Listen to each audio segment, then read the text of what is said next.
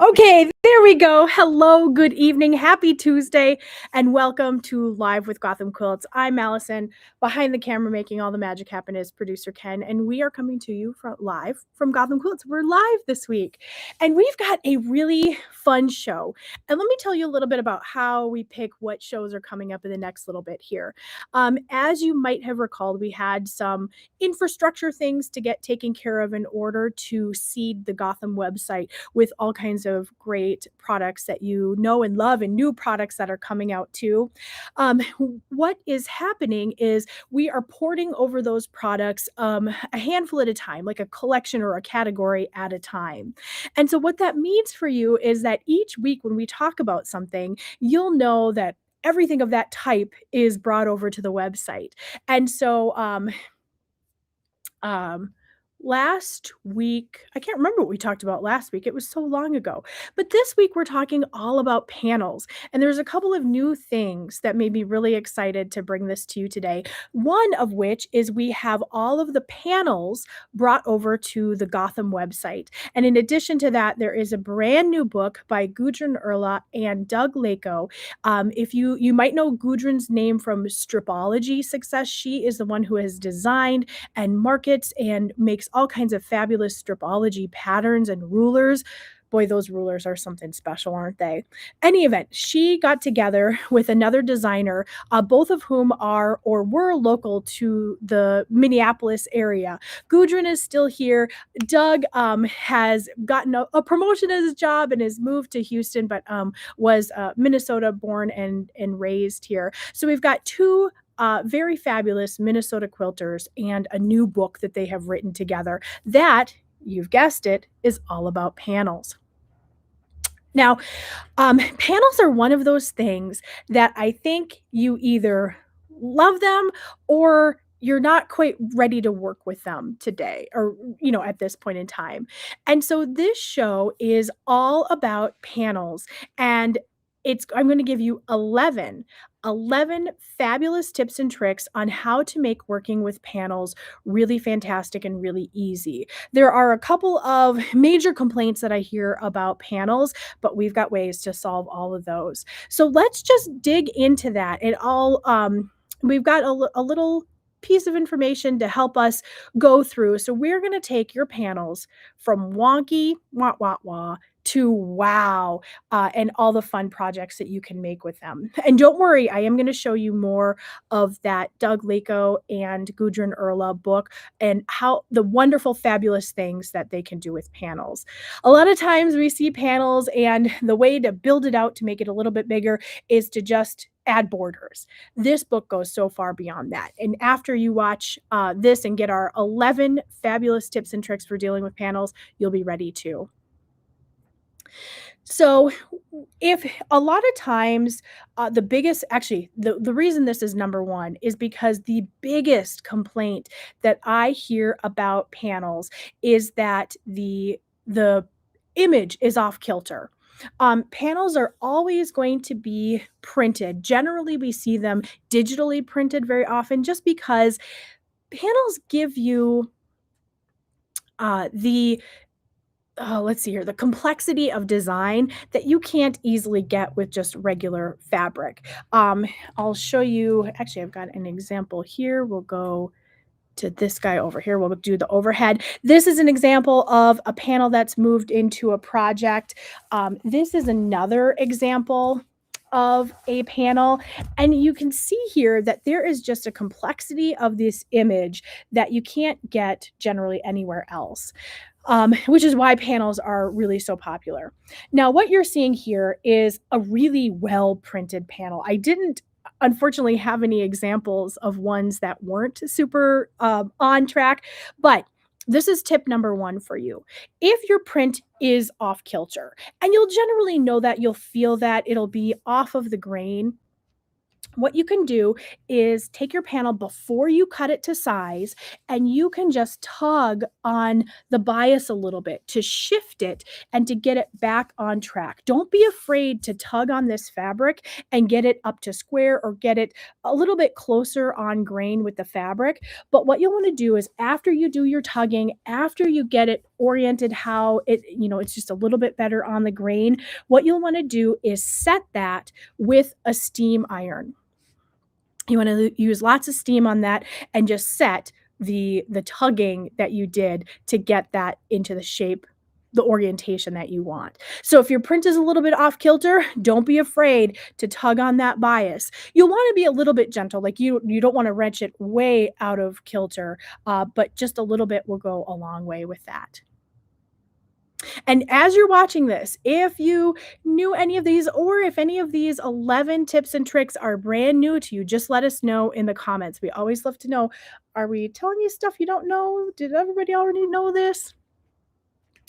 Another piece that you'll want to do is when you are measuring for your panel, your pattern that you're using, or if you are trying to get to a specific size, you'll have an ending size in mind. And so what you'll want to do is always measure from the center of your panel. And I'll swap it out with this guy here. He's already cut, or maybe I should say she is already cut. But what you'll want to do is take your panel and fold it and fold it. And you'll get, in this case, I was a little sloppy, so I got the approximate center. When you are measuring your panel, you're going to want to measure out from the center. And if you have a long panel, go ahead and take a couple of spots in the center and then measure out on one side, measure out on the other, and then use those lines to cut your panel. You never really want to trust that the printing is square or even. You'll get much better results if you start at the center and then measure out and use that to identify where you want to cut. So always measure from the center when you're squaring up your panel.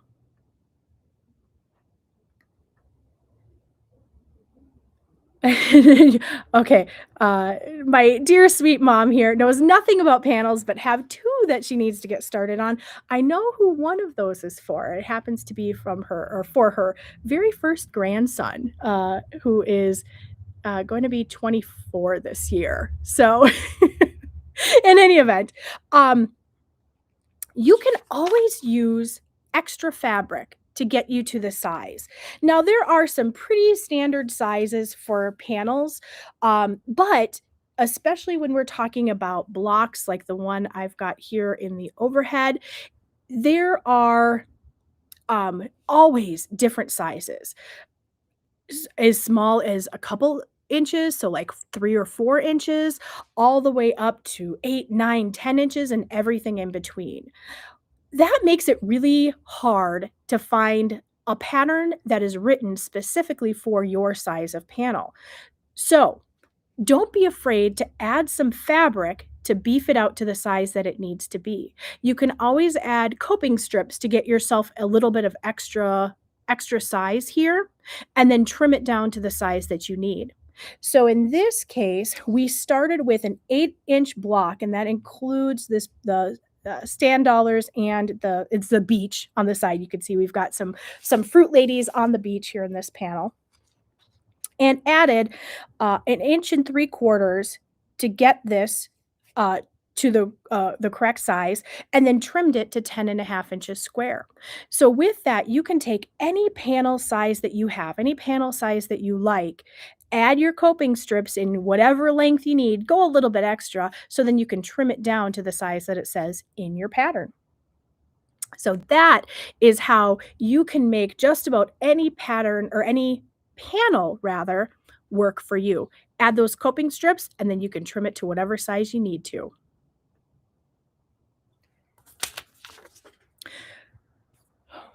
On the other size, you can add coping strips to get a size bigger, but don't forget that you're gonna lose a quarter of an inch when you sew this into anything.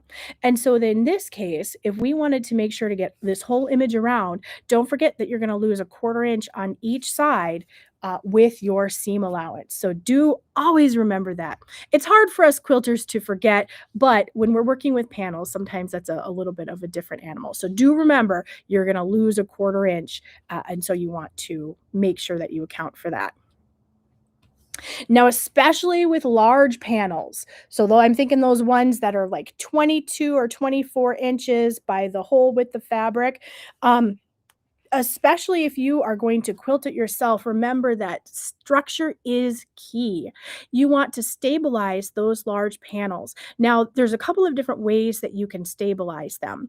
My favorite method is to take the panel before it's cut and spritz it with some best press or some starch or some sizing just to give it a little bit of extra structure. When you're working with the fabric and you're cutting it, that structure is key and it'll help you get nice square edges. It'll also help prevent some raveling, but it'll give you some stability when you are sewing it into your project. Because think, you're going to have a big piece of fabric with no seams in it, and those seams really give it some structure. So if you are using a panel, consider starch. Oops, I lost my note here. Consider starch or sizing spray. You could also add a super lightweight fusible interfacing to the back. So I'm thinking like a featherweight 911, something like that. SF101 is maybe a little bit on the thick side, but it'll definitely work. I wouldn't use anything thicker than an SF101, which is yeah, that's probably as heavy as I would go. So don't be afraid to use something to stabilize those large panels because the structure, I promise you, will help you out. Now, while we're stabilizing our panel, we'll also want to stabilize our ruler because keep in mind, I guess we'll if you're playing a drinking game, it sounds like keep in mind is the thing that I'm going to be saying a lot here. So if you want to start a drinking game, that would be a good one to break it on. But keep in mind that this is even us on the small size for a panel, and this is going to have 10 or 12 inches that I'm making a straight cut, and I want to make sure that my ruler doesn't slip on that. Even more if I'm using like a 24-inch panel. So make sure that your ruler is stable. You could do that in a couple of different ways. The Gudrun, like I say, the stripology rulers are fabulous for that. There are some instructions in the pattern book for how to use stripology for that. We also love either Creative Grids or the Quilter Select ruler where they have that grippy texture on the back to keep your ruler stable. There are plenty of add-ons. So if you have a ruler that doesn't have that grippiness to it, you can use, there's a sticky spray. It's sorry, I shouldn't say sticky. It's a grippy spray. It doesn't transfer onto your fabric, but it does stay on your ruler, and that's by the OTIF people. So the same people that make the 505 spray and our favorite new notion, Coat, which waterproofs your fabric. That is neither here nor there, but they do make a spray that you can put on your ruler. There's also a sticker by Omnigrip that you can add to your ruler as well. So, whatever you do, whatever of those methods you use, make sure that your ruler stays put. Another really good option is if you have the magnetic from So Tight, the magnetic cutting board. That's a great way to keep your ruler nice and straight and without slipping. And visualize. Let's see here. We'll go to the overhead for this one, but you can and should audition the cuts that you're making. Now, actually, I'll get to this the tip a little bit later, but you can use cardstock, pieces of paper, other like non-distracting fabrics. I could use a piece of black fabric and put that right around the panel. Now, this especially works well when you get to, I think it's probably tip number 10. I'll give you a sneak peek here, and that you can use an even smaller version of this panel. Don't be afraid to cut it down. But don't be afraid to audition your cuts before you make them. Panels are, a little bit tricky in that once you cut into them, 'em, they're pretty much done, and so you'd have to get a whole 'nother panel to redo, a bad cut, for example, so don't be afraid to use whatever you have at your disposal to audition those cuts before you make them. You might decide, "Hey, I want a little bit more, I want a little bit less, I wanna add some coping strips or get a border around it," that audition process will definitely help you throughout that.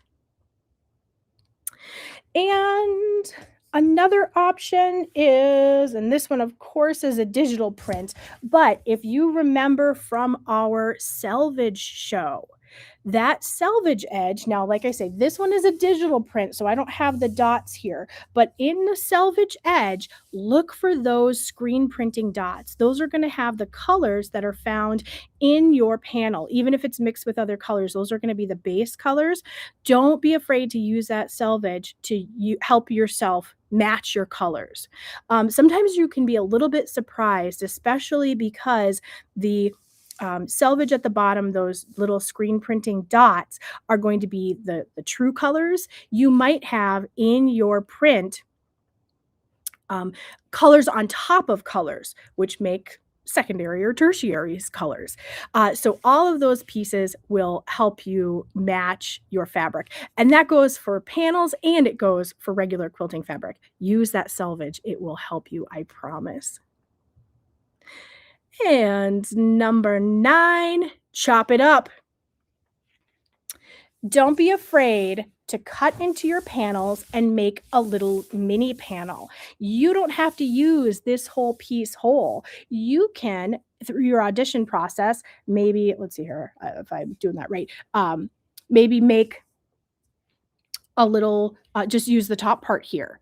And so you have a much smaller, like center of a block. I saw sawtooth block just when I was taking a little break from work and scrolling the social media. Somebody had made sawtooth blocks with little pieces of panel as the inside inspiration for their block, and it really just added something really fantastic. There are amazing things that you can do with fabric nowadays. So don't be afraid to cut up your panels into a little bit smaller pieces and use those as mini panels. Put them in the center of a block. You don't have to go with a full-on a quilt to use your panels. You don't have to use them whole. Don't be afraid to chop them up a little bit. And number 10, panels make for great free motion quilting practice. There's a couple of reasons for that. One is because they're done. You don't have to spend a whole lot of time piecing in order to get to the quilting practice. You've got a panel, throw some batting in there, throw some backing, and you've got a great start to quilting to quilting up your free motion piece. You can also use what's in the panel as inspiration. You could echo these design lines here or draw around the figure and just echo that. You could echo some of these bubbles here. So you can take these designs, get a lot of practice, get a lot of bang for your buck, but lots of inspiration in your panel pieces. Let's see, what do we have next? We're almost to the end here. Are you ready for the 11th fabulous tip for working with panels? We've got inspiration. Panels should not be scary. Panels can be inspiration. We've talked about a number of things, but it's gone are the days where you take a panel, you add a bunch of borders, and there you go. Although that is a very easy way to get a quilt done, let the panels inspire you.